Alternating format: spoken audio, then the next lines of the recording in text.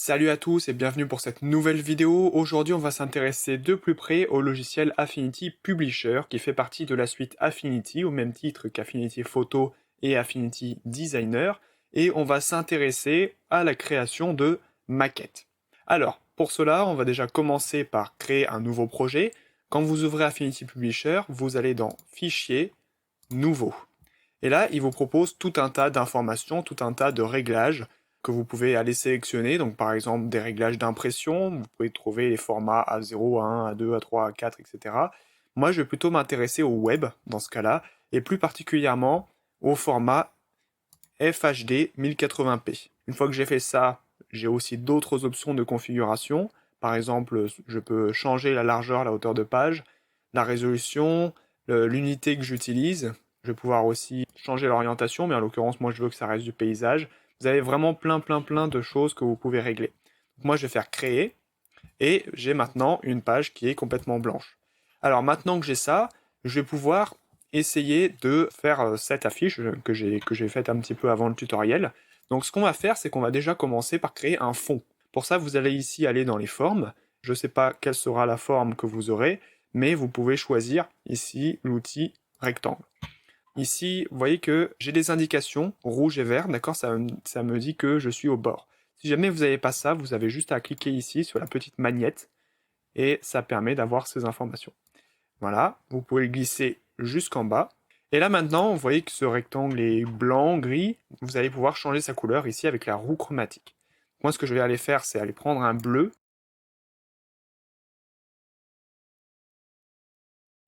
Voilà. Ce genre de bleu, d'accord, presque un bleu noir. Maintenant, ce que je vais pouvoir faire, c'est ajouter un titre. Alors moi, j'avais mis Luxury Automotives. Donc pour ça, on a deux possibilités. Ici, on a un outil qui s'appelle outil texte artistique, pardon. Donc ça, c'est pour essentiellement mettre des titres. Alors que là, ici, vous avez un outil zone de texte qui vous permet vraiment de pouvoir faire des paragraphes, des lignes de texte. Moi, ce que je vais plutôt faire, c'est utiliser l'outil titre. On utilisera les deux de toute façon dans ce tutoriel. Donc je prends l'outil titre. Et là, je clique et en glissant, vous voyez, tout en maintenant la souris enfoncée, je peux définir la taille. Je vais pouvoir taper Luxury Automotive. Je vais pouvoir un peu réduire la taille. Donc, je vais peut-être me mettre à voilà, 144, paraît bien.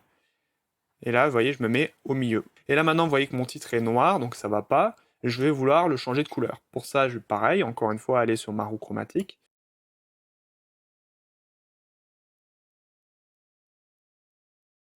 Voilà.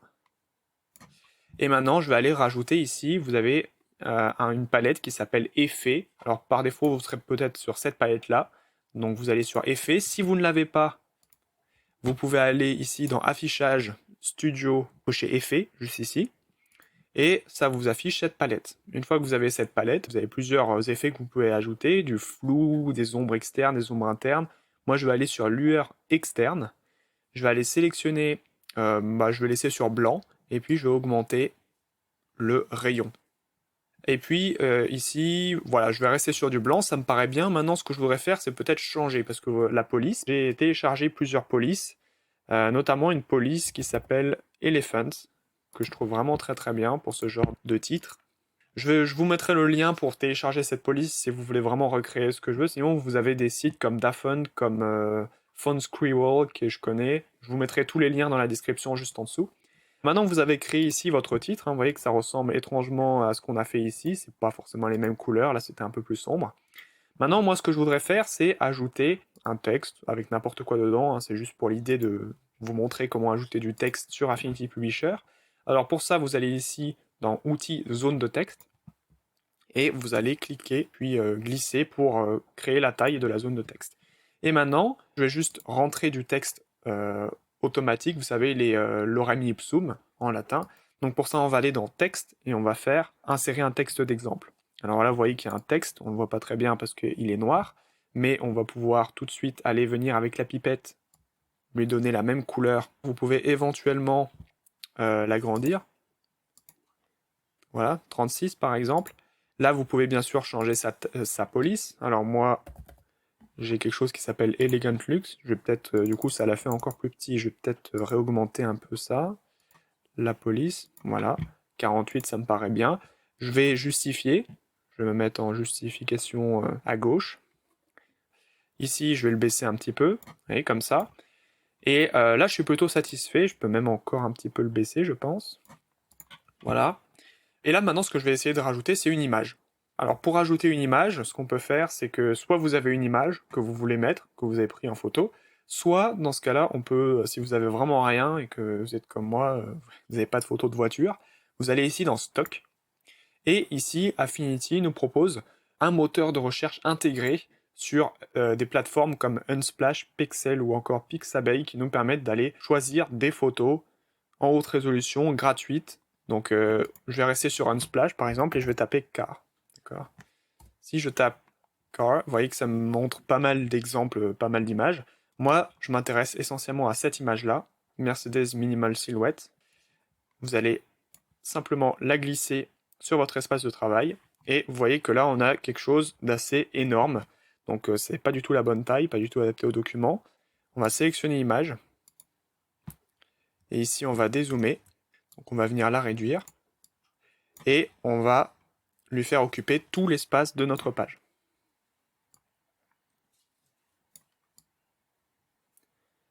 Voilà, à peu près comme ça. Là, je suis content, le problème c'est que je vois que mon image est par-dessus mon texte. Donc je vais revenir ici dans Calque. Je vais peut-être désactiver mon visage, ce sera peut-être mieux pour vous. Et là, vous voyez que le calque ici de voiture est par-dessus les calques de texte. Donc c'est pour ça qu'on ne la voit pas. Donc ce que je vais faire, c'est que je vais venir glisser mon calque juste en dessous de mes deux textes. Et vous voyez que maintenant, j'ai la voiture en dessous de mes deux textes. Maintenant, ce que je vois, c'est que j'ai perdu mon arrière-plan. Hein, c'est normal parce que l'arrière-plan de la photo était noir et j'ai perdu mon rectangle bleu. Moi, ce que je voudrais pouvoir avoir, c'est une partie du rectangle bleu avec un fondu comme ça, un peu comme vous voyez ici. Là, je suis en noir et puis là, j'ai du bleu. Donc pour ça, on va faire un dégradé de transparence. On va rendre transparent l'image juste en haut. Et comme ça va nous permettre de révéler ce qu'il y a juste en dessous de l'image, c'est-à-dire mon rectangle de couleur bleu nuit. Alors pour ça, c'est très simple. On va venir sélectionner notre image et puis on va venir ici dans l'outil transparence. Et là, vous voyez, on va pouvoir venir et glisser jusqu'en bas de notre document. Je vais aussi inverser, d'accord, parce que je veux que le bleu soit juste ici. Le problème, c'est que ça a un peu caché la voiture, donc ce que je vais faire, c'est que je vais ici prendre, vous voyez, le point milieu, juste là, et je peux venir le tirer dans un sens ou dans l'autre.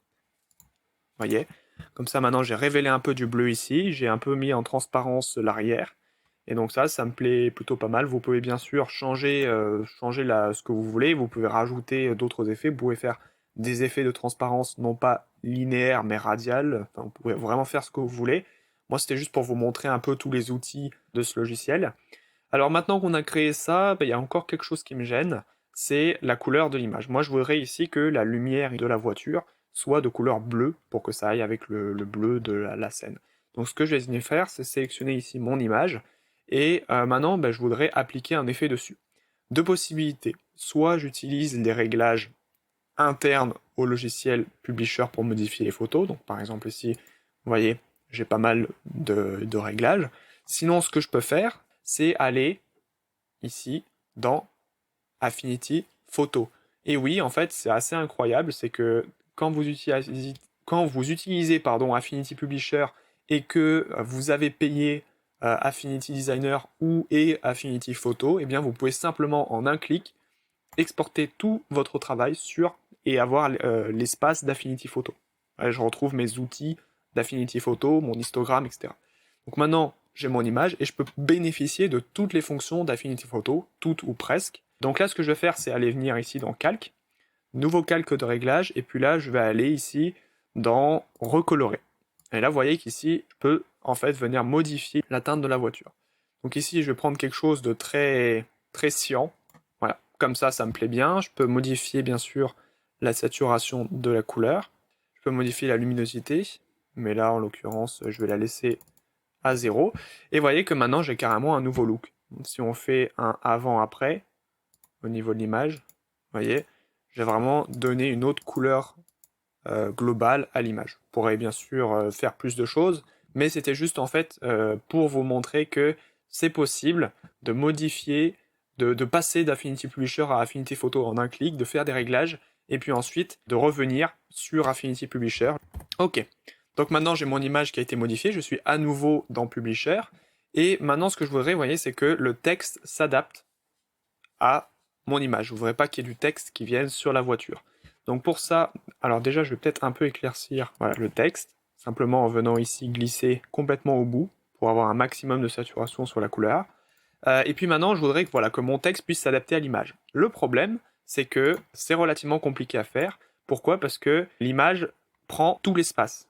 Si mon image était découpée, qu'il n'y avait que la voiture, c'était très facile. Il suffisait d'aller ici au niveau du petit bouton ici, afficher les paramètres d'habillage de texte. Et vous voyez qu'ici, on a une fenêtre qui nous dit qu'on peut venir adapter le texte autour de l'image. Le problème, vous voyez, c'est si on clique, on fait ça, et bien comme l'image occupe tout l'espace, le texte n'est plus là. Vous voyez, maintenant, si je bouge mon image, le texte réapparaît. Vous voyez, juste ici. Le problème, c'est que c'est pas du tout ce que je veux, ça m'embête un petit peu, puisque moi, mon image, elle est là.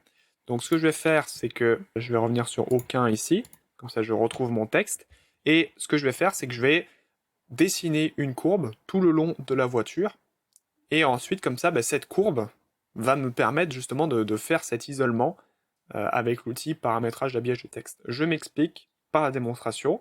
Donc ce que je vais faire, c'est que je vais aller ici dans Outils Plume, et là ce que je vais faire, c'est que je vais dessiner tout bêtement un contour.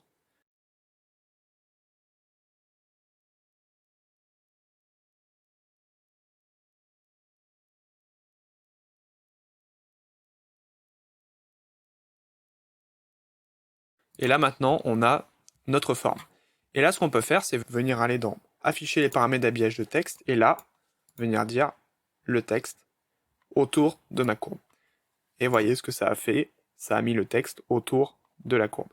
Alors bien sûr, je peux changer ici les paramètres de distance du texte, vous voyez qu'ici je trouve que c'est quand même très proche de la courbe, donc je peux venir changer ici, mettre 10 pixels à gauche, 10 pixels à droite, 10 pixels aussi ici. Donc maintenant, ce que je peux faire, c'est venir éventuellement, vous voyez qu'ici ma courbe, elle a une épaisseur, ce qui fait que on voit une marque noire, on la voit très peu parce que c'est du bleu nuit, mais c'est peut-être intéressant de venir ici et de réduire la largeur à 0, comme ça on ne voit plus du tout la courbe. Maintenant ce qu'on peut faire, c'est venir ici grouper notre image avec la courbe, comme ceci, et vous voyez que maintenant, si je bouge mon image, toute ma voiture, et bien du coup si je bouge mon image, je bouge le groupe, donc je bouge aussi la courbe, ce qui fait que maintenant mon texte ne va plus sur la voiture. Voilà. Là, ça me convient bien. Vous voyez qu'il n'y a pas trop d'espace dans le texte, donc c'est parfait. Et là, vous voyez qu'on a à peu près recopié l'effet qu'il y avait juste ici. Voilà, on a créé une nouvelle maquette. Donc c'était tout pour ce tutoriel, c'était relativement court. J'espère que ça vous a plu, que vous avez un peu découvert l'interface d'Affinity Publisher. Je ferai d'autres tutoriels pour les plus débutants pour le logiciel Affinity Publisher. Là, c'était juste pour vous montrer un petit peu les capacités, que c'est relativement facile de faire quelque chose. Si ça vous a plu, n'hésitez pas à vous abonner à la chaîne, à laisser des commentaires. Salut!